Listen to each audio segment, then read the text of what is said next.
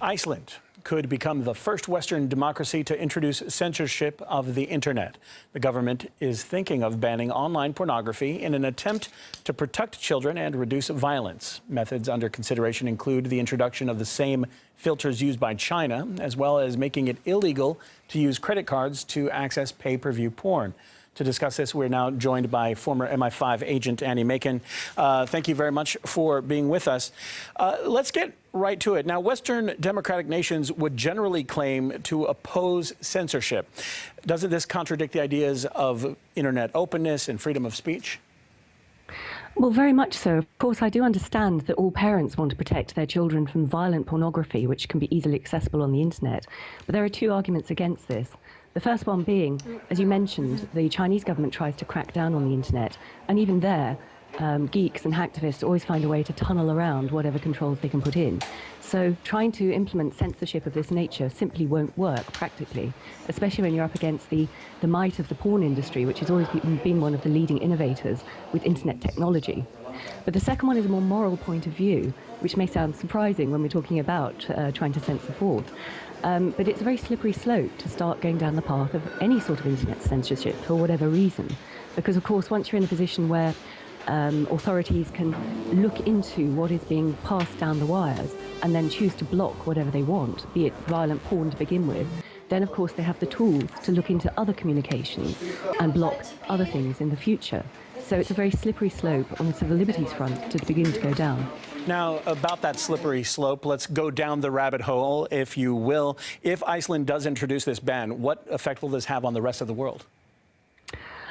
I think it's unlikely that they will introduce it, but if they do, then I think it's very quickly going to be seen to have failed. As I said, people will find a way to tunnel around it. They will be up against the innovation of the porn industry. So it probably would be a failed experiment within a year or two. But I think if a Western country is seen to be doing this, it'll be justification for other more totalitarian regimes to say, well, you know, Iceland's doing it, so we can do it too. And of course, it might well encourage ill-thought-out policies in other Western democracies. But it's interesting because I'm actually in Iceland at the moment. I'm doing a speaking and media tour for an organisation called Law Enforcement Against Prohibition, or LEAP.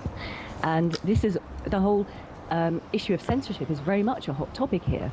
But everything seems to be a very hot topic here because post the financial crash, they've had a rethink in Iceland about the nature of their democracy, whether or not they need to redraft a constitution. And they are very open about the whole idea of media freedoms.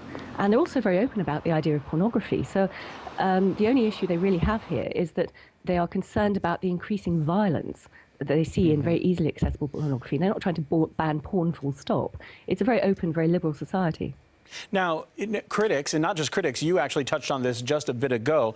They're saying that these censorship technologies are blended with surveillance technologies as well. How can we be sure that this is just going to be used to protect children, as they say? Well, we absolutely can't.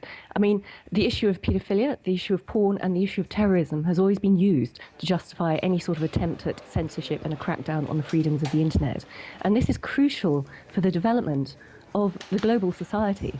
As soon as you start allowing certain technologies to be input onto the internet to stop and censor certain information, they will be misused by our police states, by our intelligence agencies. And as soon as we are aware that the internet is being censored and we might be being watched or monitored at all times, then we start to self-censor as well. We will not download books or information as freely as we might in case it might be deemed to be radical or subversive and we go onto some domestic extremist hit list. And then, of course, we self-censor what we say on the internet as well.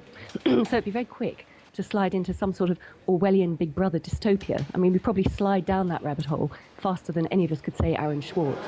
Wow, we appreciate your thoughts on the subject. Interesting from your perspective as well, and being in Iceland. Thank you very much, Annie Machon, former agent for MI5.